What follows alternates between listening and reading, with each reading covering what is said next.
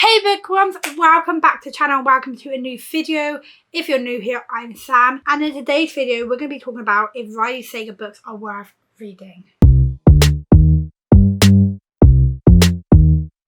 So, Riley Sager is pretty much a known thriller author. I mean, I feel like everybody knows about him, but that I have come across people like who haven't read his book still. So this video is basically talking about if I think Riley Sager is worth reading. I've read 4 of his books, which are Home Before Dark, Survive the Night, House Across the Lake, and his newest book, The Only One Left. So, is Riley Sager worth reading? And I honestly think, yeah.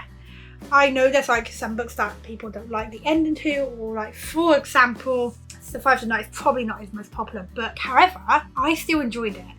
So, yeah. His books are, I don't know, they just grip you. He shocks you to ending. He just makes you very invested in it. And I feel like with Riley Sager, he always gives you that thrill of what you're looking for when it comes to his book. One of the first books that I actually read with Riley Sager was Home Before Dark, which in my opinion is his best book that I've read. This was the only 5-star I've ever given to him. And like I said, this is the one that introduced me to Riley Sager. I had heard about him before, but I wasn't like, you know, gravitating to picking up his books until I heard about Home Before Dark. Now this one talked about a haunted house and a book inside a book where Dad talks about that, and there's all this creepy stuff happening. The moment I heard that it's haunted house vibes, paranormal activity stuff happening, I was desperate to read this, and I wasn't disappointed. We're following this character called Maggie whose dad dies and leaves her this house that she thought her dad had sold. One night they just fled from it. Now she's quite young, she just doesn't really remember what happened, but her dad wrote a book called The House of Horrors, which is also in this, where he basically details all the horrors that happened, all the paranormal creepy stuff. However, this town wasn't very happy that dad had wrote this book, so Maggie doesn't get the warmest welcome when she comes back here to renovate this house, like clean it up and then sell it. While Maggie's here though, there's a lot of creepy stuff that starts happening, and she starts questioning what her dad wrote was true or not, because up until this moment she has not actually believed any of the stuff's real. She thinks that her dad just made it all up. And as we go on in the book, and we're getting from the dad's point of view as in with his book, and then we're getting Maggie's story while she's there, things start to get revealed and things start to get explained, and I was hooked. I was hooked on to this book I was hooked on every single word of this book, and by the end of it, I was so happy that I had gone and picked this up, and this is what made me want to read more books from Riley Sager. So then we get onto the book that I'm saying that a lot of people would say for you to avoid. Like, I feel like a lot of people say this book's not worth reading. If you don't like a storyline where you can't trust the main character, then yeah, you probably aren't going to like this. Maybe you're not going to like if characters make dumb mistakes, then you might not like this. For me though, because this was a 5-star and I put it down to a 4-star, I do understand where people are coming from with the character making these dumb mistakes. And obviously I am talking about Survive the Night. I feel like the fact that you can't trust her because she has this, it's like a condition to where she's so uncertain she doesn't know if it's real life or like this movie thing inside her head. I don't, and if I apologise if any of you actually don't like this, but I don't understand the problem with that. For me, I've never read that in a book before. I was very new to experiencing that. Maybe other people who've read it have experienced that sort of stuff in books before and just didn't like it. For me though, it was really new and exciting, and it made it feel just that bit more thrilling, not knowing if you are in her head right now or if it's like actually happening. And I feel like that is such an important part of the story for this book. I really enjoyed it because at the start of the book she throws her pills away. I mean, the girl's dumb for doing so, right? But I mean, in reality, we all make dumb mistakes. So this book, we're following this character who is sharing a ride with this guy. Now, there's been all these killings happening, so it's called a campus killer. And she starts to suspect that she might be in the car with the campus killer. Her best friend was actually murdered, so she sort of like, I guess, wants to stop him, wants revenge. Now, this is set, majority of the book is set inside like just this car, and I know people have been comparing it to like the book No Exit. I don't feel like we can sit here and say that Riley Sager was trying to copy like that vibe. Like, I don't feel like he was. I think he just had an idea, and you know, you either like it or you don't like it. This is one of those books that you're either going to love or you're going to hate. For me, I really, really enjoyed it. It was fast paced, thrilling. I do have to say though, the ending I did predict. I know a lot of people didn't like the ending. I didn't mind it, if I'm being honest. Is it the best ending ever? No.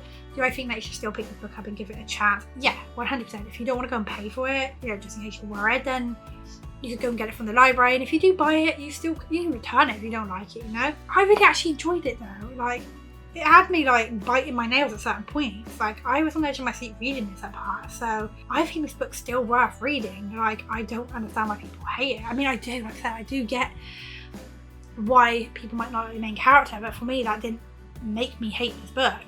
I thought the character's a bit of an idiot, yeah, but I still enjoyed it, which is why I dropped it from a 5-star to a 4-star. Then we have this book that came out last year, and that was House Across the Lake. Now again, this is kind of a character you can't completely trust because she's an alcoholic. So I have, again, people who didn't like Survive Night didn't necessarily like this one, but people did like this one more than Survive Night. I believe there's a YouTuber who read Survive Night and hated it, but read this one and liked it a lot more, but still didn't like the fact that it's a character you can't trust. For me, again, I felt like that just made the story even more interesting. We're following a character who's gone to this lake house, and I think she's just trying to have some time, a break away from the big city and all of this stuff. I believe the reason she became an alcoholic though is because her husband died in the lake. I don't know, I read this last year, so my memory on it is a little blank.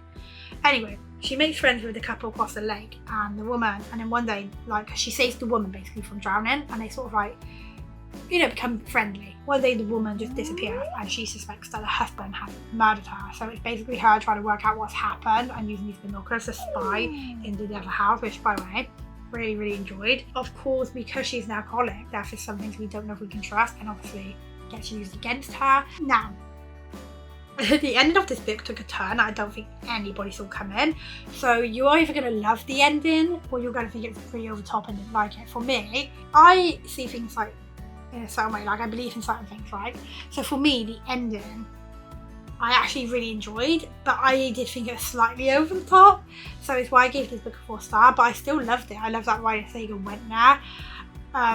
It was definitely a really unique way to take the story, but I actually enjoyed it though. It still shocked me. I could never have seen that coming. I don't think anyone could see that coming. So yeah, this one was the one you brought out last year, and I think it was great.